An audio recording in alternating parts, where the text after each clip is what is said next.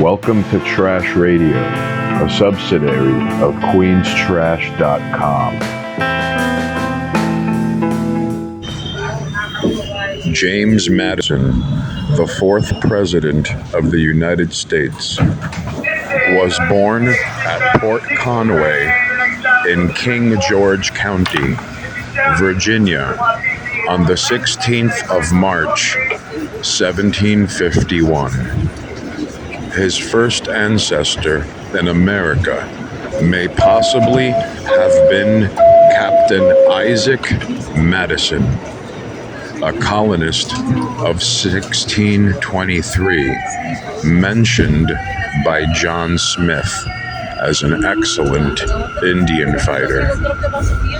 His father, also named James Madison, was the owner of large estates in Orange County, Virginia. In 1769, the son entered the College of New Jersey, now Princeton University, where, in the same year, he founded the well-known literary club, the American Whig Society. He graduated in 1771, but remained for another year at Princeton studying, apparently for the ministry, under the direction of John Witherspoon.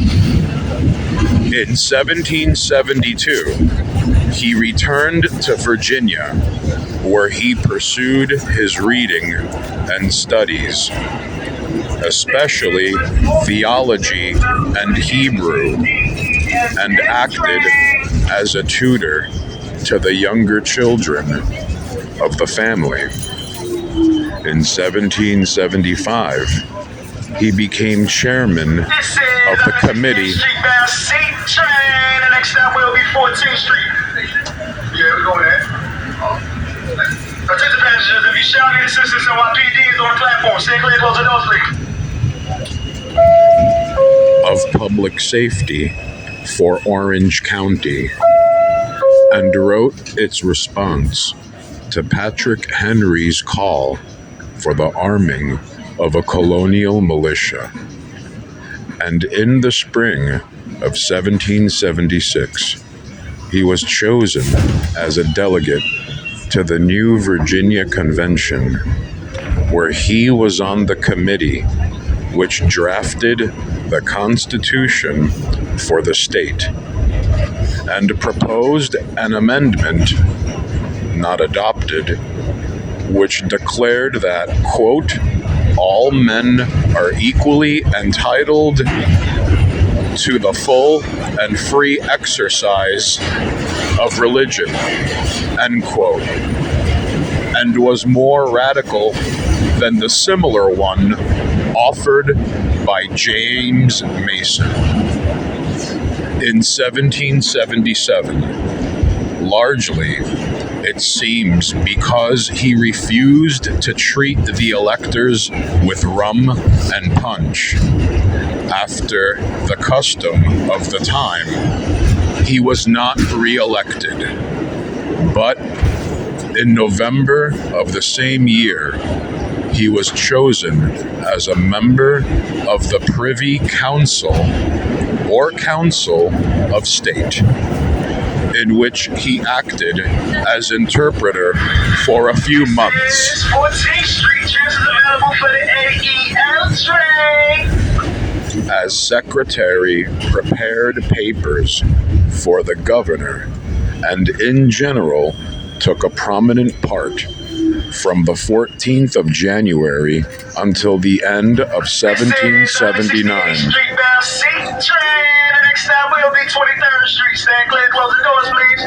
When he was elected a delegate to the Continental Congress.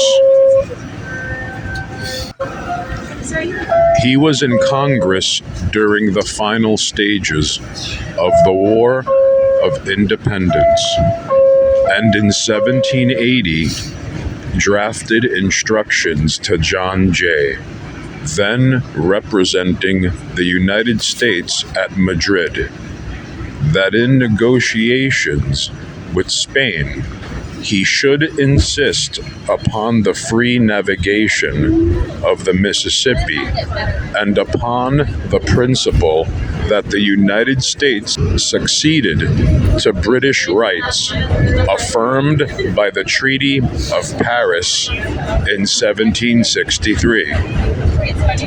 When the Confederation was almost in a state of collapse because of the failure of the states to respond to requisitions of Congress for supplies for the federal treasury, Madison was among the first to advocate the granting of additional powers to Congress and urged that Congress should forbid the state to issue more paper money. In 1781, he favored an amendment of the Articles of Confederation, giving Congress power to enforce its requisitions, and in 1783, in spite of the open opposition of the Virginia legislature, which considered the Virginian delegates wholly subject to its instructions, he advocated that the states should grant Congress for 25 years authority to levy an import duty, and suggested a scheme to provide for the interest on the debt not raised by the import duty, apportioning it among the states on the basis of population, counting 3/5 of the slaves, a ratio suggested by Madison himself. Accompanying this plan was an address to the states, drawn up by Madison, and one of the ablest of his state papers. In the same year, with Oliver Ellsworth of Connecticut, Nathaniel Gorham of Massachusetts, Gunning Bedford of Delaware, and John Rutledge of South Carolina.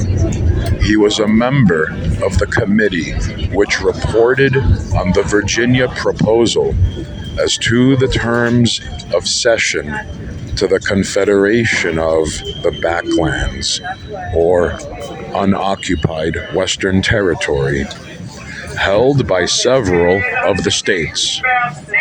The report was a skillful compromise made by Madison, which secured the approval of the rather exigent Virginia legislature. In November 1783, Madison's term in Congress expired, and he returned to Virginia and took up the study of law. In the following year, he was elected to the House of Delegates as a member of its Committee on Religion. He opposed the giving of special privileges to the Episcopal or any other church, and contended against a general assessment for the support of the churches of the state. His petition of remonstrance against the proposed assessment, drawn up at the suggestion of George Nicholas, was widely circulated and procured its defeat. On the 26th of December, 1875, Thomas Jefferson's bill for establishing religious freedom in Virginia, which had been introduced by Madison, was passed. In the Virginia House of Delegates, as in the Continental Congress, he opposed the further issue of paper money, and he tried to induce the legislature to repeal the law confiscating British debts. But he did not lose sight of the interests of the Confederacy. The boundary between Virginia and Maryland, according to the Baltimore Grant, was the south shore of the Potomac, a line to which Virginia had agreed on the condition of free navigation of the river and the Chesapeake Bay.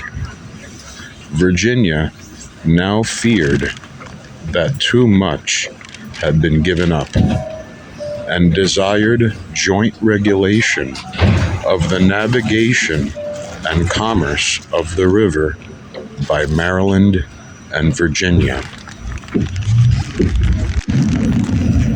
By Madison's proposal, commissioners from the two states met at Alexandria and at Mount Vernon in March 1785. The Maryland legislature approved the Mount Vernon Agreement and proposed to invite Pennsylvania and Delaware to join in the agreement. Madison, sensing an opportunity for more general concert in regard to commerce and trade, and possibly for the increase of the power of Congress, proposed that all the states should be invited to send commissioners to consider commercial questions, and a resolution to that effect was adopted on January 21st, 1786, by the Virginia legislature. This led to the Annapolis Convention of 1786, and that in turn led to the Philadelphia Convention of 1787. In April 1787, Madison had written a paper, The Vices of the Political System of the United States, and from his study of confederacies, ancient and modern, later summed up in numbers 17, 18, and 19 of the Federalist, he had concluded that no confederacy could long endure if it acted upon states only and not directly upon individuals. As the time for the Convention of 1787 approached, he drew up an outline of a new system of government, the basis of the Virginia Plan presented in the convention by Edmund Jennings Randolph. Madison's scheme, as expressed in a letter to Washington, dated the 16th of April, 1787, was that individual sovereignty of states was irreconcilable with aggregate sovereignty, but that the, quote, consolidation of the whole into one simple republic would be as inexpedient as it is unattainable, end quote. He considered as a practical middle ground changing the basis of representation in Congress from states to population, giving the national government, quote, positive and complete authority in all cases which require uniformity, end quote, giving it a negative on all state laws, a power which might best be vested in the Senate, a comparatively permanent body, electing the lower house, and the more numerous for a short term, providing for a national executive, for extending the national supremacy over the judiciary and the militia, for a council to revise all laws, and for an express statement of the right of coercion, and finally obtaining the ratification of a new constitutional instrument from the people, and not merely from the legislatures. The Virginia Plan was the basis of the convention's deliberations, which resulted in the Constitution favorably voted on by the convention on the 17th of September, 1787. Among the features of the plan, which were not embodied in the Constitution, were the following: proportionate representation in the Senate and the election of its members by the lower house, quote, out of a proper number of persons nominated by the individual legislatures, end quote. The vesting in the National Congress of power to negate state acts, and the establishment of a council of revision, the executive, and a convenient number of national judges, with veto power over all laws passed by the National Congress.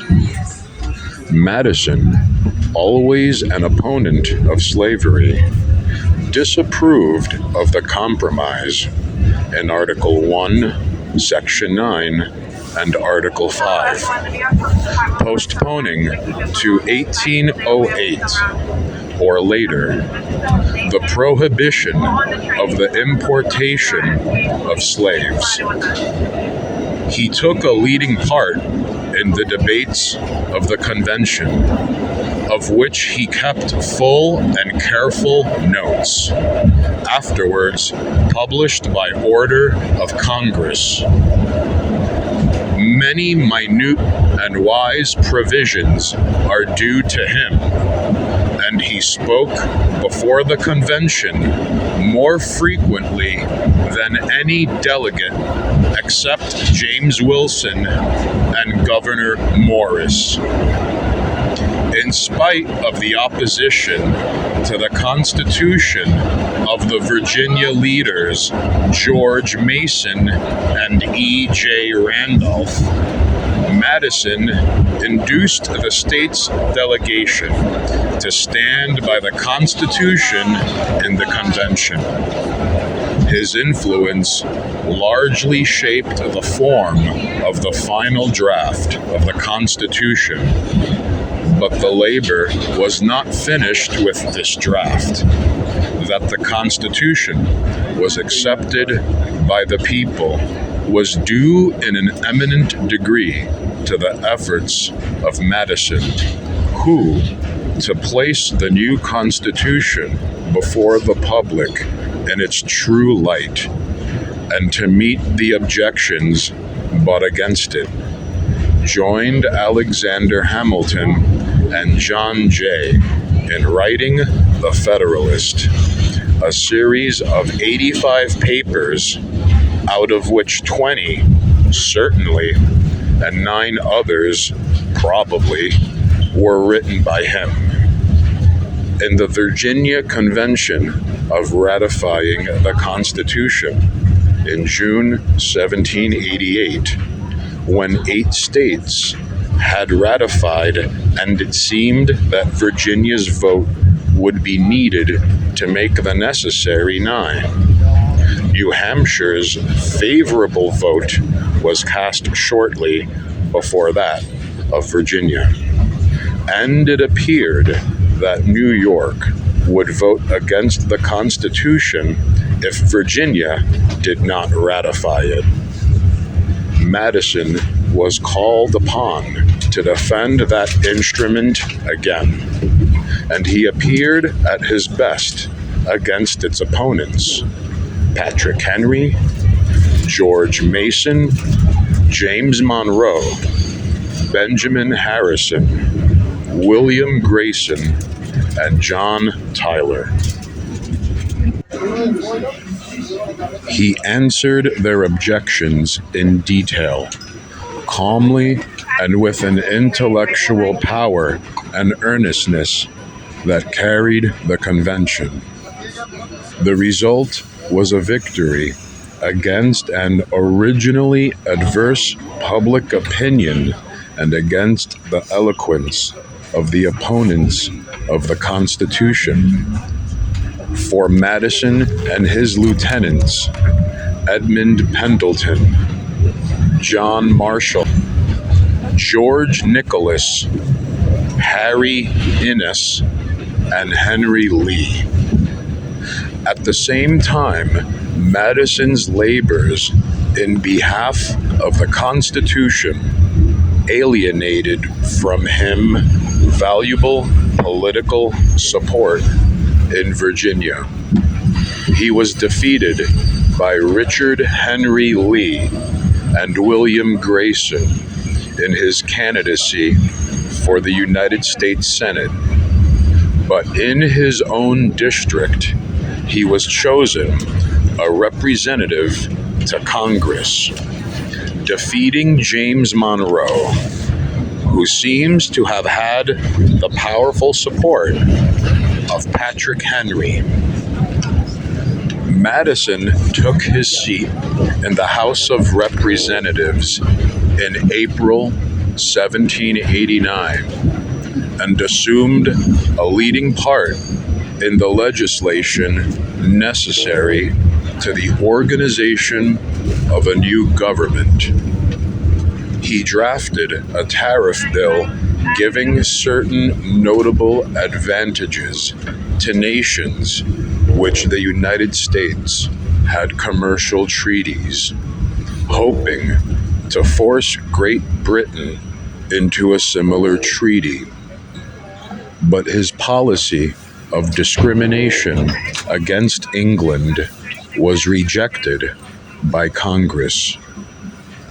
It was his belief that such a system of retaliation would remove the possibility of war arising from commercial quarrels.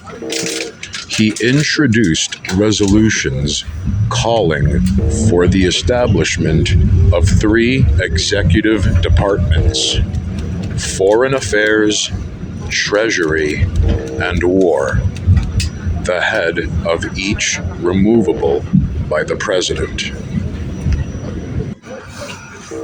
Most important of all, he proposed 9 amendments to the Constitution, embodying suggestions made by a number of the ratifying states, especially those made by Virginia at the instance of George Mason, and the essential principles of Madison's proposed amendments were included in a Bill of Rights, adopted by the states in the form of 10 amendments. The absence of a Bill of Rights from the Constitution as first adopted had been the point on which the opposition had made common cause, and the adoption of this now greatly weakened the same opposition.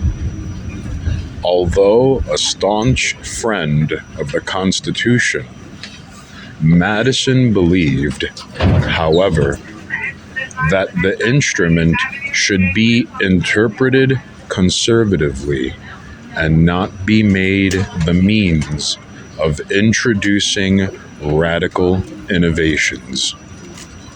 The tide of strict construction was setting in strongly in his state, and he was borne along with the flood.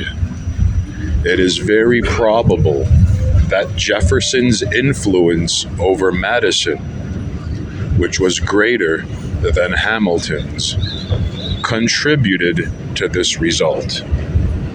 Madison now opposed Hamilton's measure for the funding of the debt, the assumption of state debts, and the establishment of a national bank.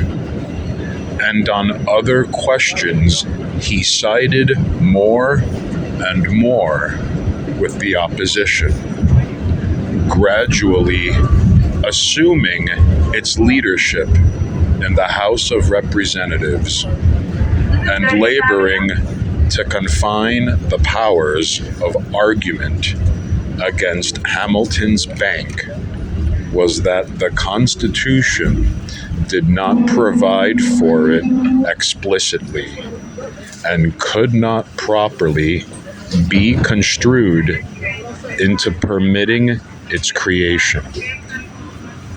Madison, Jefferson, and Randolph were consulted by Washington, and they advised him not to sign the bill providing for the bank. But Hamilton's counter-argument was successful. On the same constitutional grounds, Madison objected to the carrying out of the recommendations in Hamilton's famous report on manufactures, December 5th, 1791, which favored a protective tariff. In the presidential campaign of 1792, Madison seems to have lent his influence to the determined efforts of the Jeffersonians to defeat John Adams by electing George Clinton vice president. In 1793 to 1796, he strongly criticized the administration for maintaining a neutral position between Great Britain and France. Writing for the public press 5 papers signed Helvidius, attacking, quote, the monarchical prerogative of the executive, end quote, as exercised in the proclamation of neutrality in 1793, and denying the president's right to recognize foreign states. He found in Washington's attitude, as in Hamilton's failure to pay an installment of the monies due France, an, quote, Anglified complexion, end quote, in direct opposition to the popular sympathy with France and French republicanism. In 1794, he tried again his commercial weapons, introducing in the House of Representatives resolutions based on Jefferson's report on commerce, advising retaliation against Great Britain and discrimination in commercial and navigation laws in favor of France.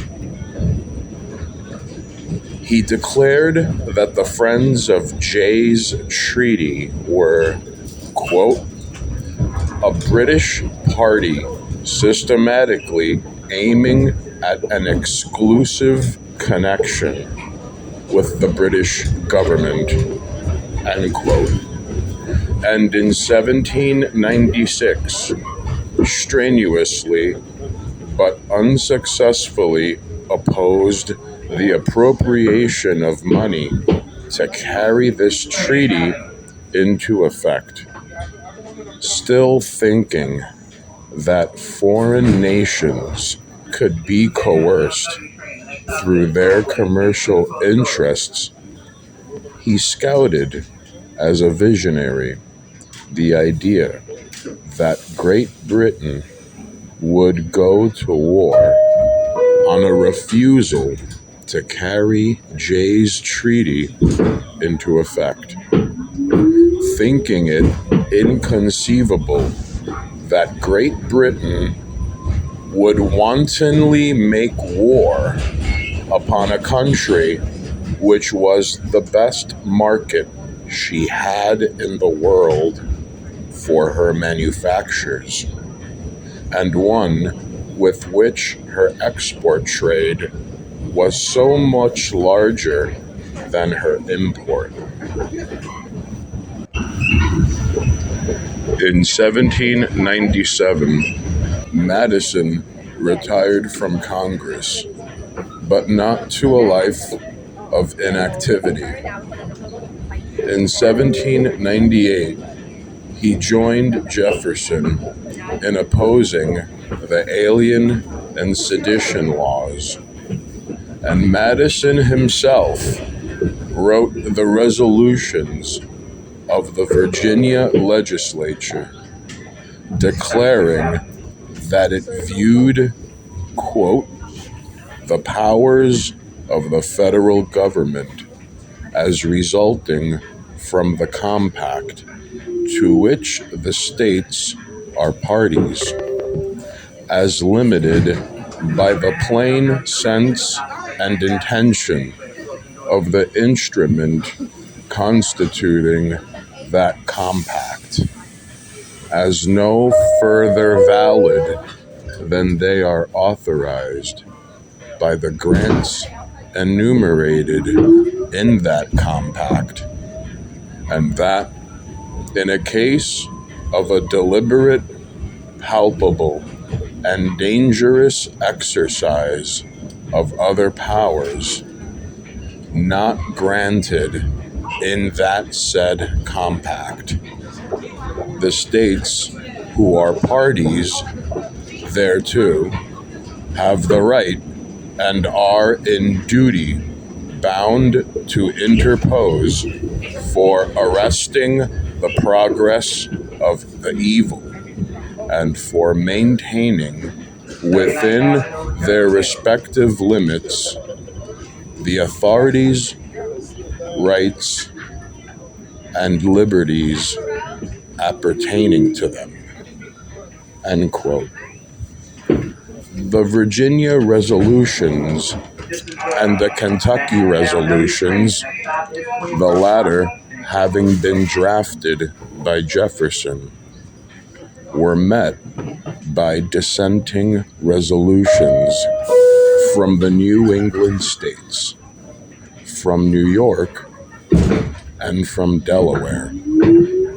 In answer to these, Madison, who had become a member of the Virginia legislature in the autumn of 1799, wrote for the committee to which they were referred a report elaborating and sustaining in every point of the phraseology of the Virginia resolutions.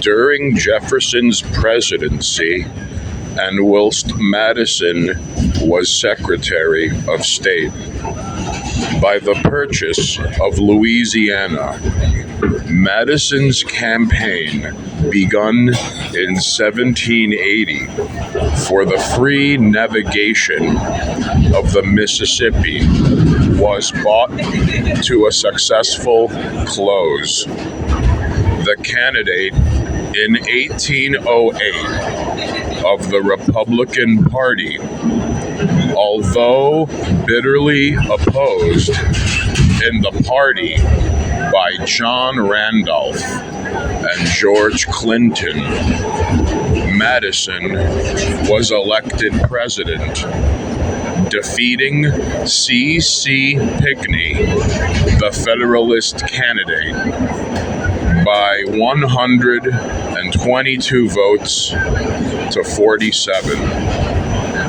Madison had no false hopes of placating the Federalist opposition. But as the preceding administration was one with which he was in harmony, his position was different from that of Jefferson in 1801, and he had less occasion for removing Federalists from office. Jefferson's peace policy, or more correctly, Madison's peace policy, of commercial restrictions to coerce Great Britain and France, he continued to follow until 1812, when he was forced to change these futile commercial weapons for a policy of war, which was very popular with the extreme French wing of his party.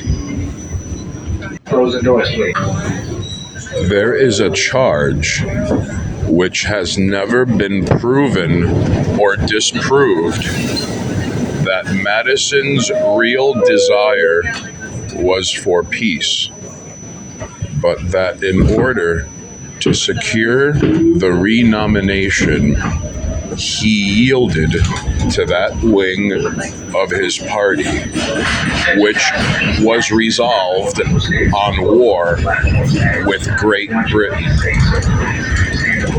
The only certain fact is that Madison, whatever were his personal feelings in the matter, acted according to the wishes of a majority of the Republicans, but whether in doing so he was influenced by the desire of another nomination is largely a matter of conjecture. Madison was renominated on the 18th of May, 1812, issued his war message on the 1st of June, and in November elections, he was re-elected, defeating DeWitt Clinton by 128 votes to 89. His administration during the war was pitiably weak. His cabinet, in great part, had been dictated to him in 1809 by a senatorial clique, and it was hopelessly discordant. For 2 years, he was, to all intents and purposes, his own Secretary of State.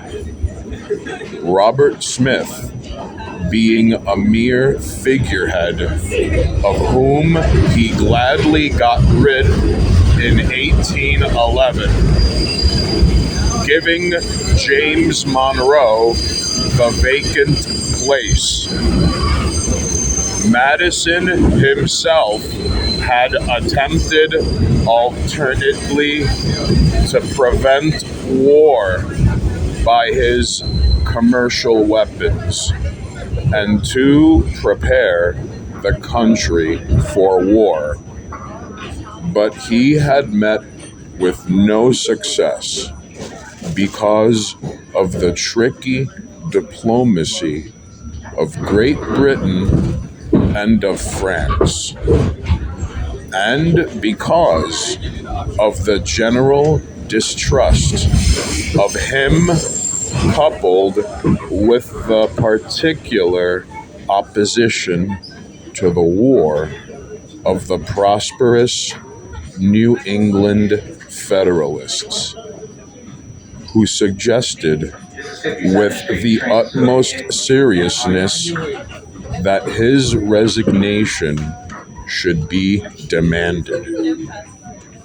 In brief, Madison was too much the mere scholar to prove a strong leader in such a crisis. The supreme disgrace of the administration was the capture and partial destruction in August 1814 of the city of Washington. This was due, however, to incompetence of the military and not to any lack of prudence on the cabinet's part. In general, Congress was more blamable than either the president or his official family or the army officers. With the declaration of peace, the president again gained a momentary popularity, much like that he had won in 1809 by his apparent willingness at that time to fight France. Retiring from the presidency in 1817, Madison returned to his home in Montpelier, in Orange County, Virginia, which he left in no official capacity, save in 1829, when he was a delegate to the State Constitutional Convention and served on several of its committees. Montpelier, like Jefferson's Monticello and Monroe's Oak Hill, was an expensive bit of gentleman farming, which, with his generous Virginia hospitality, nearly ruined its owner financially. Madison's home was peculiarly a center for literary travelers in his last years. When he was 83, he was visited by Harriet Martineau, who reported her conversations with him in her retrospect of Western travel. He took a great interest in education. His library was left to the University of Virginia, where it was burned in 1895. In emancipation and in agricultural questions to the very last. He died at Montpelier on the 28th of June, 1836. Madison married in 1794 Dorothy Payne Todd, widow of John Todd, a Philadelphia lawyer.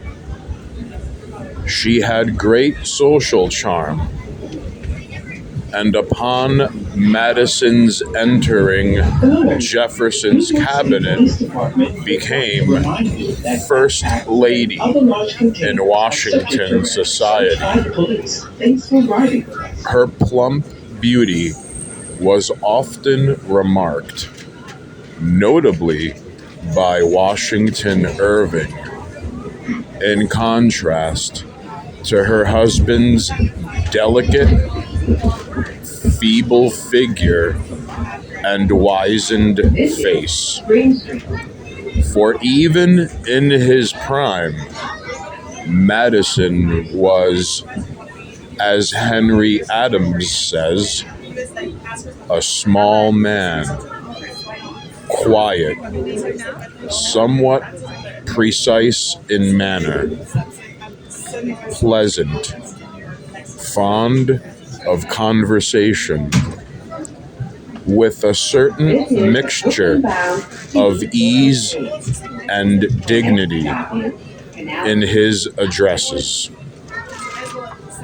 Her son, spoiled by his mother and his stepfather, became a wild young fellow and added his debts to the heavy burden of Montpellier upon Madison.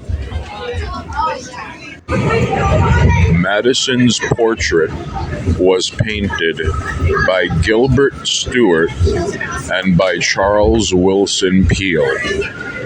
Giuseppe Ceracchi made a marble bust of him in 1792, and John H.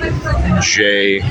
Brower another in 1827. Now in possession of the Virginia Historical Society at Richmond. Though commonly dignified and a little stiff, he seems to have had a strong sense of humor, and he was fond of telling a good story. Henry Clay, contrasting him with Jefferson, said that Jefferson had more genius, Madison more judgment and common sense. That Jefferson was a visionary and a theorist. Madison, cool, dispassionate, practical, and safe.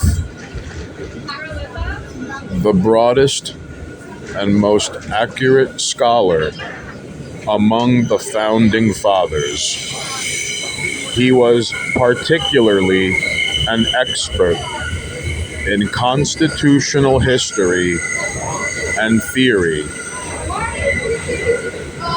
In the great causes for which Madison fought in his earlier years, religious freedom and separation of church and state, the free navigation of the Mississippi, and the adoption of the Constitution, he met with success.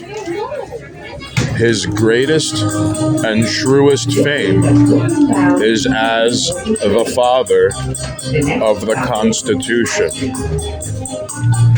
The commercial weapons with which he wished to prevent armed conflict proved less useful in his day than they have since been in international disputes.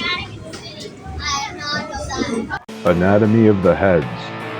It's like the news, if the news were memories of warriors dismembering a golem. made of spray-on tan and talking points. Then, an Amazon shows up and dances over remains of the golem's harem of mud women. For your reading pleasure, we will present to you a letter that was published by the Dutch version of Penthouse magazine in 2002. The story was published anonymously, but it is signed MVG and features a pineapple, so you just know it's him. We even called up Penthouse and got permission to post whole page scans of the letter.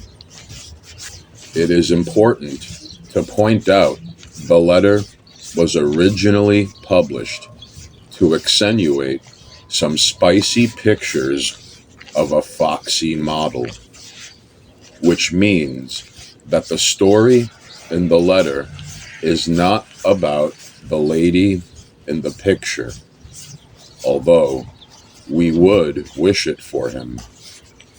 Further, the letter, unfortunately, does not extend into the juicy pics. Bummer.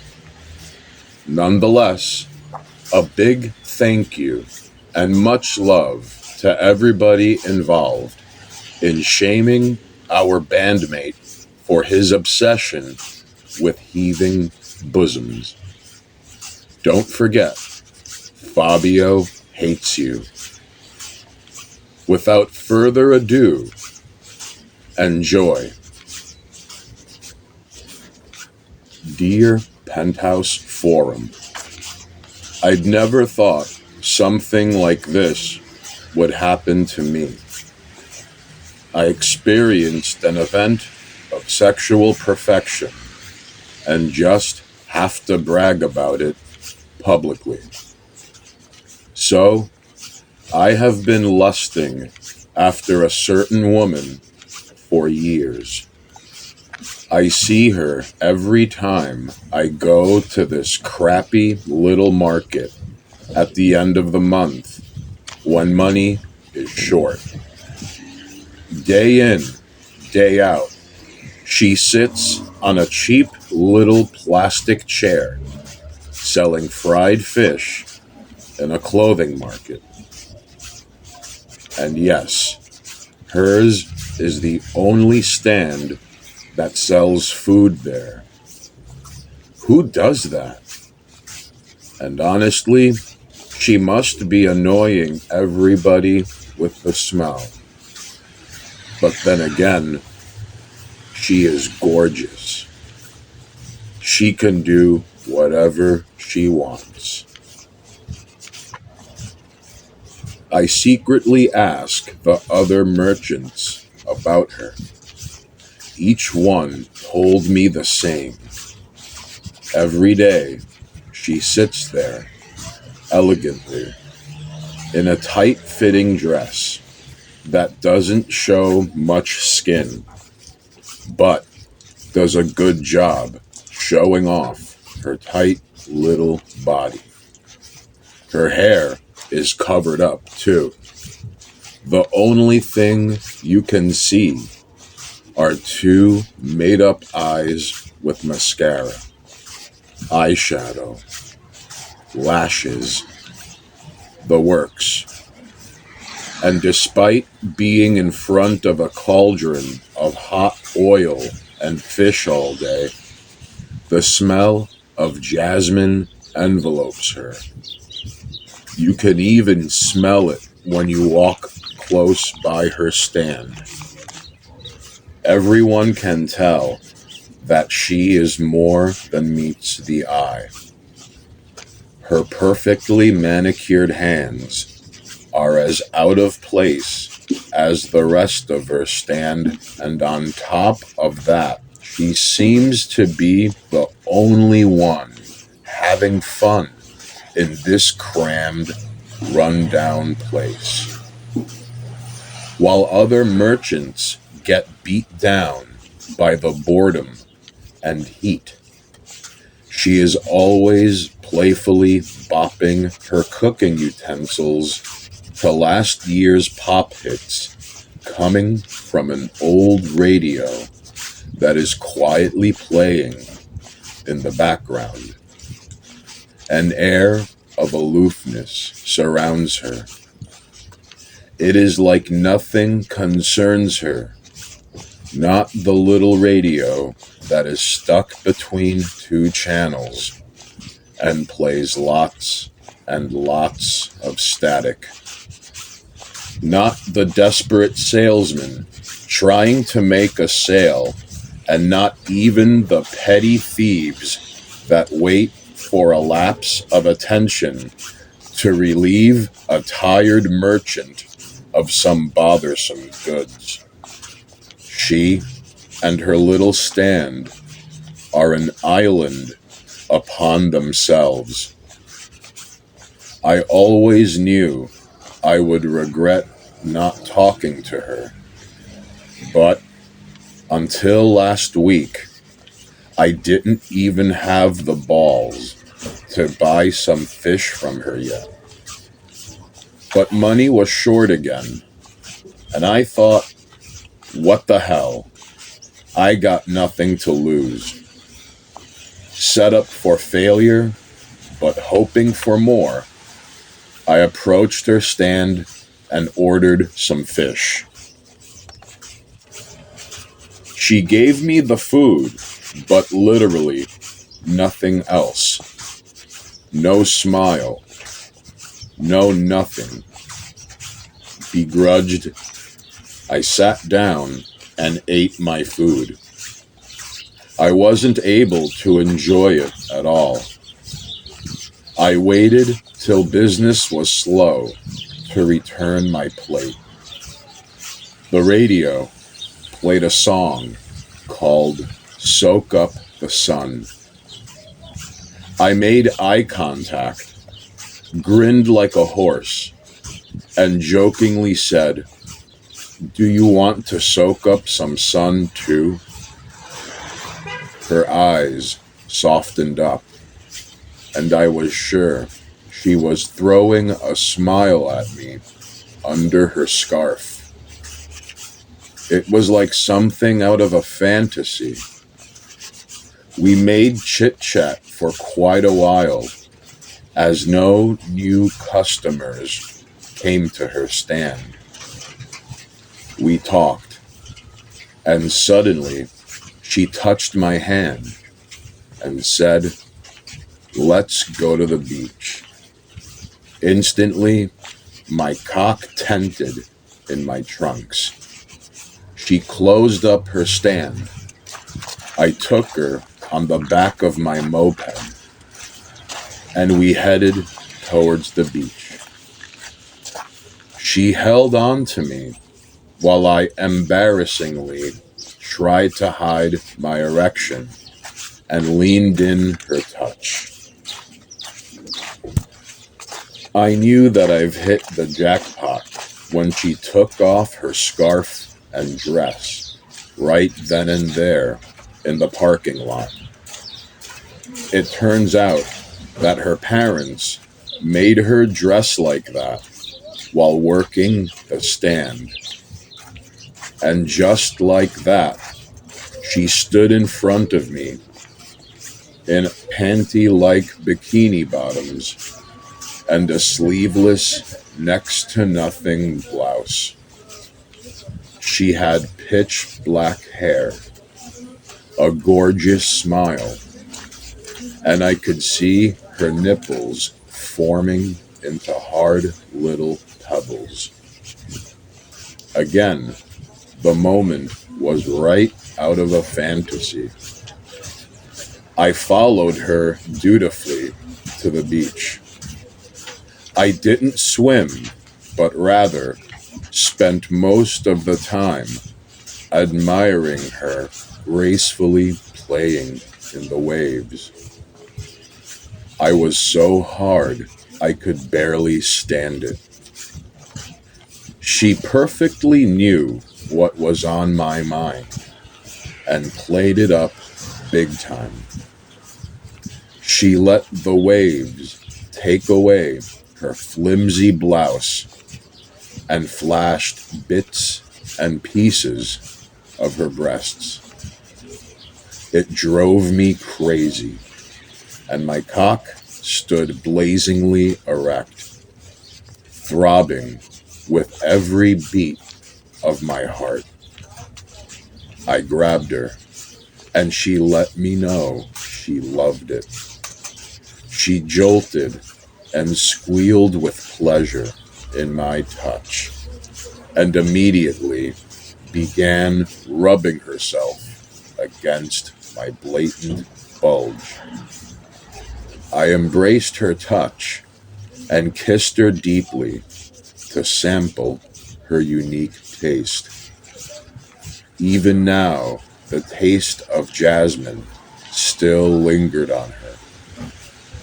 She puckered her lips and began to greedily suck on my tongue while I held her perfectly heart-shaped ass in my hands.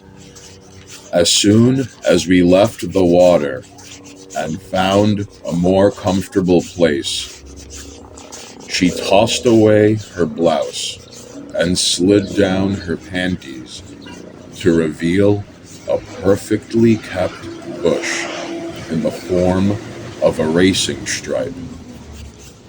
I could think of nothing but how much I wanted to feel my cock drain into the plush warmth. From the beginning, she was exceedingly responsive and told me how she wanted it, and showed no inhibition to the pleasure she was giving or receiving. Rather, she wanted this moment to be special for the both of us. She reached into my trunks and planted her hands on my mushroom head and started to entice me by stimulating the sensitive flesh. Her gaze locked onto mine as she stroked, massaged, and grazed my crown with her manicured nails, while pre-cum spread across her fingers like nail polish. Finally, she asked me if I wanted to be inside her while biting her lower lip. I speechlessly nodded and pushed her playfully into a large beach chair. She reached to the edge of the bank with her legs spread as if to invite me deep into her. I grabbed her hips and spread her legs to give me the leverage I required to pound her like a jackhammer. Her head turned side to side. She cried out in momentary pleasure and soon giggled slowly but surely. Her wish was my command, and she blushed in 1,000 shades of red. From this point on, she was like putty in my hands, being overcome and worn down by waves of orgasms, overcome by a passionate exhaustion. She communicated with the desperate language of her toned body that she wanted it faster and harder again. I affirmatively grunted as our vocabulary shrank with every passing second. During the act, my eyes closed and thoughts of our possible future invaded my mind. But I forced myself to stay in the present, as it was so much better than everything I ever experienced. I desperately hoped that we could be suspended in time, and that this moment could last forever. When I opened my eyes, I saw her returning my gaze with an ecstasy-drunk face. The look of her hazy eyes hit me like thunder and made me not want to miss another moment of her pleasure. Her limp arms lazily worked their way to her breasts. She kept a hold of them and squeezed them playfully. I reached down with my upper body to suck on them while I kept pounding away at her. My body strained, and I felt it harder to breathe in this position. But these breasts needed to be sucked. Her limber body flexed, and a groan of animalistic delight announced one last orgasm. I proudly grinned as she announced her ecstasy. She was so wet that I could drown in her juices, and I longed to decorate her body with stringy beads of cum. A moment later, while she was in the pleasant state of orgasmic afterglow, she held me closely, and I came deeply inside her. Immediately, a great exhaustion came over me. I fell into her arms, and our naked and sweaty bodies seemingly fused into one. With every heavy breath, our connection became more real. I practically inhaled her jasmine scent and reflected on how I would always remember this moment, even if it would be just a temporary affair.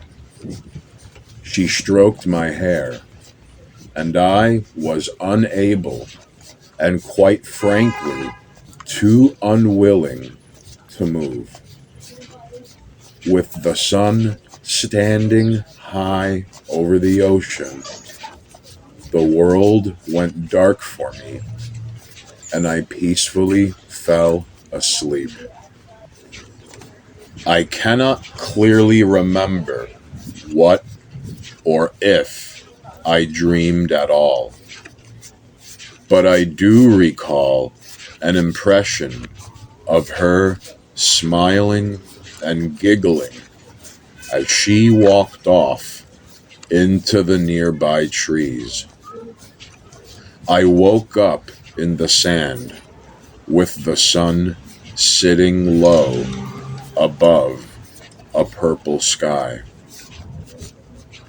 Overcome by her bittersweet departure, I lazily enjoyed the moment, as this is the way these things usually end up, or that is what I heard from others. After a while, I decided that it is time to head home, but realized to my horror that I was unable to move. I panicked and desperately shouted out to attract attention, but no sound was able to leave my throat. The world stopped making sense. Even though I felt no pain at all, I could observe my body mysteriously withering away. In what must have been an hour, I noticed spots and wrinkles on my skin where there were never any. The decomposition accelerated rapidly, and within the next hour, a swarm of insects descended onto me. Due to the absence of pain or other discomforts, my initial panic turned into a morbid fascination. My consciousness seemed to exist outside, but bound to my former body. Day turned into night, and everything would stay this way forever, as some creatures must have probably eaten my eyeballs as the decomposing continued. Now I am dead and realize my mistake. There was a reason the other merchants ignored her. She stole my seed, and with it, my life force. I don't know where I am now, or what constitutes the basis of my current residual existence. My sense of time has all but vanished, since I cannot see, hear, feel, taste, or smell anything. But my impression is that years have passed now, and that my dead body has turned into a pineapple tree. I cannot comprehend exactly how I know this. I just know it as truth in the darkness that surrounds me. You know when you watch an older movie and the people on screen aren't flawless creatures hatched in pods who don't look like anyone you know? Well, the Trash Radio Patreon is like the internet talkity talk version of that. So come on down